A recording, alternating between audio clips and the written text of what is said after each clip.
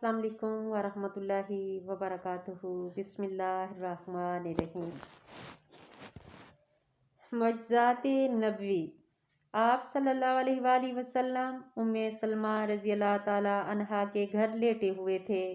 گرمی تھی، پسینہ بہہ رہا تھا۔ ام سلمہ آئی اور چپ کر کے کوہنی کے نیچے بوتل رکھ کر بیٹھ گئی۔ آپ صلی اللہ علیہ وآلہ وسلم سوئے ہوئے تھے۔ آنکھ کھلی تو دیکھا ام سلمہ بیٹھی ہوئی تھی۔ پوچھا، ام سلمہ کیا کر رہی ہو؟ یا رسول اللہ، آپ کا پسینہ اکٹھا کر رہی ہوں۔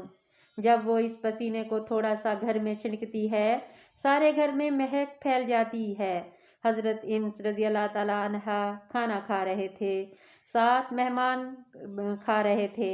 کھانا کھا لیا تو کہا، بھائی ہاتھ صاف کرنے کے لیے تولیہ لاؤ۔ جب تولیہ لایا گیا تو وہ میلا تھا۔ انہوں نے کہا، یہ تو میلا ہے، تو انہوں نے تولیے کو آگ میں ڈال دیا۔ انہوں نے کہا، یہ کیا کیا؟ کہا، ابھی دیکھ لینا۔ پھر ایک لکڑی سے باہر نکال دیا۔ ساری میل جل گئی تھی اور تولیہ صاف شفاف باہر آ گیا۔ انہوں نے کہا، یہ کیا ہوا؟ کہا، ایک دفعہ اللہ کے حبیب محمد صلی اللہ علیہ وآلہ وسلم میرے گھر میں آئے تھے، سبحان اللہ۔ کھانا کھایا تھا، اس نے تولیے سے ہاتھ صاف کیے تھے۔ تولیہ میں نے سنبھال کر رکھ لیا تھا۔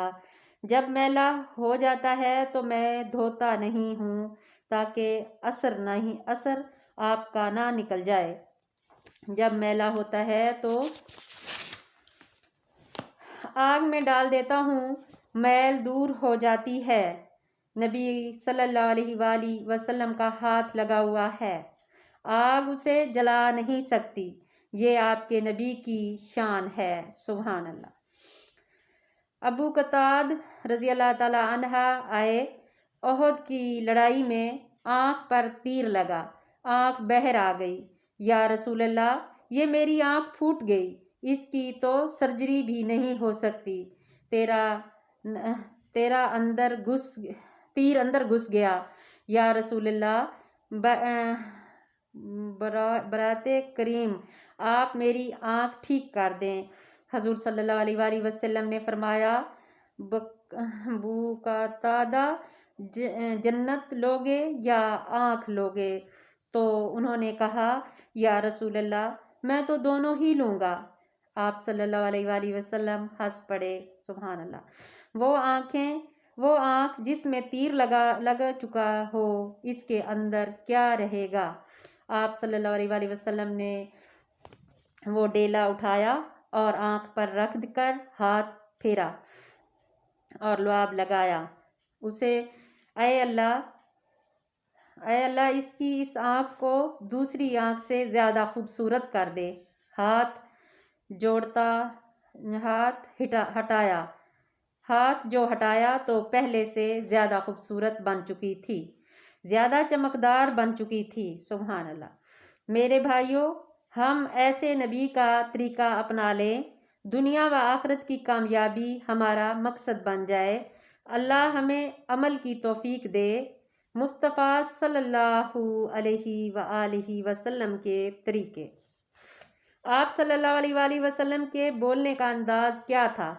آپ صلی اللہ علیہ وآلہ وسلم کے بولنے کا کیا انداز تھا؟ ایسے انگلی کے اشارے سے نہیں، ہاتھ کے اشارے سے، پورے ہاتھ کے اشارے سے بلاتے تھے۔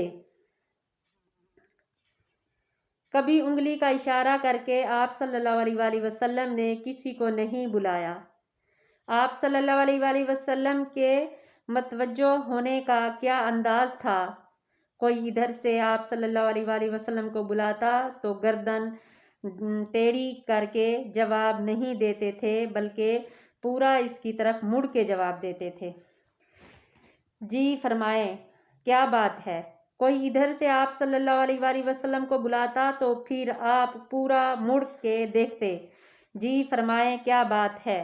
کوئی ادھر سے آپ صلی اللہ علیہ وآلہ وسلم کو بلاتا تو پورا گھوم کر کہتے، جی فرمائیں، کیا بات ہے، سبحان اللہ۔ محفل میں بیٹھ کر کبھی پاؤں نہیں پھیلاتے، کبھی کسی کا نام لے کر اس کو ممبر سے بدنام نہیں کیا، کبھی ممبر سے نام لے کر کسی کو آپ صلی اللہ علیہ وآلہ وسلم نے بدنام نہیں کیا، کبھی برسر ممبر کسی کا نام لے کر اس کی برائی پر اس کو تنزیہ نہیں فرمائی، تنبیہ نہیں فرمائی۔ ہمیشہ پردہ ڈال، ہمیشہ ستاری کا معاملہ فرمایا، ہمیشہ درگزر اور چشم پوشی کا معاملہ فرمایا۔ تو بھائیوں، کچھ وقت سیرت کے لیے نکالو۔ انبیاء میں ایک حضرت محمد صلی اللہ علیہ وآلہ وسلم ہی تو ہے جس کی ساری زندگی ہمارے پاس موجود ہے، محفوظ ہے۔ سبحان اللہ۔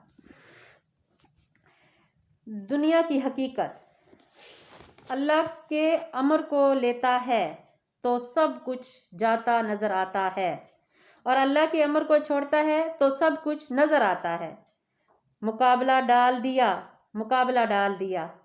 آپ صلی اللہ علیہ وآلہ وسلم نے پوچھا، اے علی بتا کیا کرنا ہے، تجھے 5000 بکریاں دوں یا تمہیں 5 کلمے سکھاؤں؟ مقابلہ کیوں ڈالا؟ دماد ہے اور اسے ایسے نواسوں کا باپ ہے کہ جن کو آپ کہہ رہے ہیں مجھے حسن حسین سبزے کو دیکھ کر آنکھ کو ٹھنڈک ہوتی ہے۔ ریحان کہتا ہے تر و تازہ ٹہنی کو جیسے اس کو دیکھ کر آنکھوں کو ٹھنڈک ہوتی ہے، حسن حسین رضی اللہ تعالی عنہ کو دیکھ کر مجھے اس طرح ٹھنڈک ہوتی ہے، اور اس کی چیخ و پکار کانوں میں آ رہی ہے کہ میرے نواسے رو رہے ہیں بھوک کی شدت میں، اور بیٹی کے گال چپکے ہوئے ہیں اور آنکھیں اندر دھس گئی ہیں۔ نظر آ رہی ہے کہ میری بیٹی فقر فاقہ کا شکار ہو چکی ہے اور بیمار ہے۔ بیٹی سے پوچھنے آتے ہیں، ساتھ میں عمران ابن حسین ہیں، بیٹی اندر آ جاؤں، میرے ساتھ عمران بھی ہے۔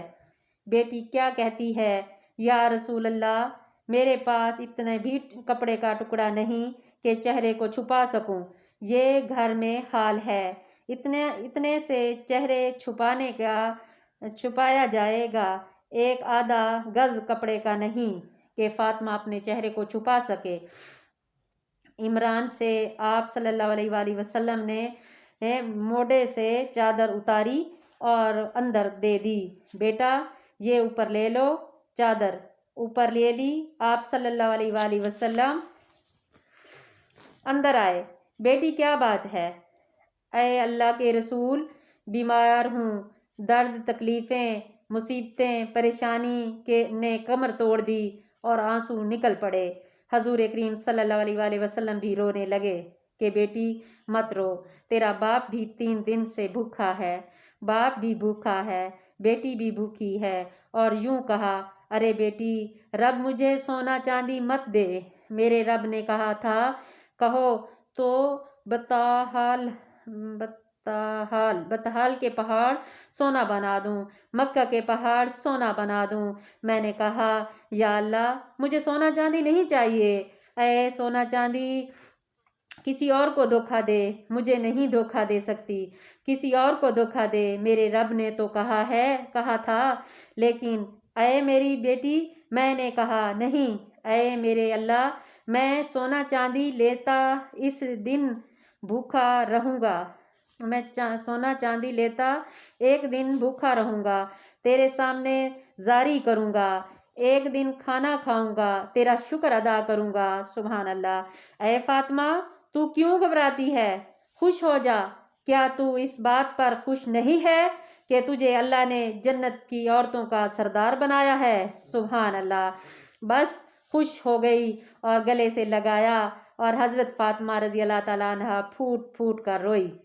بس اوپر سے اللہ تعالیٰ نے جبرائیل کو اتار دیا جو خوش خبری دے دو خوشخبری دے دو فاطمہ کو کہ ہم نے اسے جنت کی عورتوں کا سردار بنا دیا۔ سبحان اللہ۔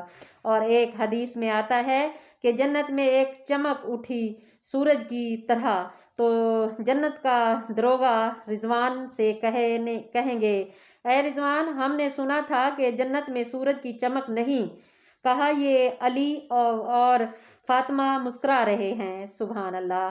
ان کے دانتوں کی چمک سے روشنی اٹھ رہی ہے۔ سبحان اللہ۔ مقابلہ ڈالا، بتایا علی کیا لیتا ہے؟ بیٹی کی بھوک سامنے ہے، علی کی بھوک سامنے ہے کہ سخت سردی ہے، آپ گھر سے نکلتے ہیں، حضرت علی پریشانی میں ٹہل رہا ہے، کس چیز نے نکالا اس حال میں کہ بیٹی ہی نہیں بیٹھا ہی نہیں جاتا گھر میں، ہو علی کی قسم مجھے بھی بھوک نے گھر سے نکالا ہے۔ آگے چلے، کچھ صحابہ بیٹھے ہوئے تھے۔ آپ کو پتہ ہے جب بھوک زیادہ لگی ہو تو سردی اور لگتی ہے۔ کچھ صحابہ رضی اللہ تعالیٰ عنہ بیٹھے ہوئے تھے۔ ارے بھائیو، آپ لوگ یہاں کیا کر رہے ہیں؟ یا رسول اللہ، کیا کریں، بھوک کی شدت سے گھر میں بیٹھا نہیں گیا۔ اس پر حضور کریم صلی اللہ علیہ وآلہ وسلم کو ترس آیا۔ سامنے کھجور کا درخت کھڑا تھا، سردی کا زمانہ تھا۔ آپ صلی اللہ علیہ وآلہ وسلم نے کہا، علی اس کھجور کے پاس جاؤ اور اس سے کہو کہ تمہیں اللہ تعالیٰ کے رسول کہتے ہیں ہمیں کھجوریں کھلاؤ، اور وہاں تو مانے جاتے تھے کھلی دلیلیں۔ عقلی گھوڑے نہیں دوڑائے جاتے تھے۔ عقلی گھوڑے جب قرآن مجید کی روشنی میں دوڑتا ہے تو پھر وہ گمراہ ہو جاتا ہے۔ اللہ کے امر اور نبی صلی اللہ علیہ وآلہ وسلم کے طریقے میں عقل کو نہیں لگایا جاتا۔ تسلیم ہے، مجھے سمجھ میں آیا تو بھی، نہ سمجھ میں آیا تو بھی، اور حضرت علی رضی اللہ تعالیٰ عنہ کے دل میں آیا۔ گرمیوں کا زمانہ ہے نہیں، سردی کے زمانے میں کیا کہو، کھجور سے جا کے بھاگے آ رہے ہیں، اور کھجور اللہ کا رسول کہتا ہے کھجوریں کھلاؤ، ٹپ ٹپ کھجوریں گرنے لگیں۔ سبحان اللہ۔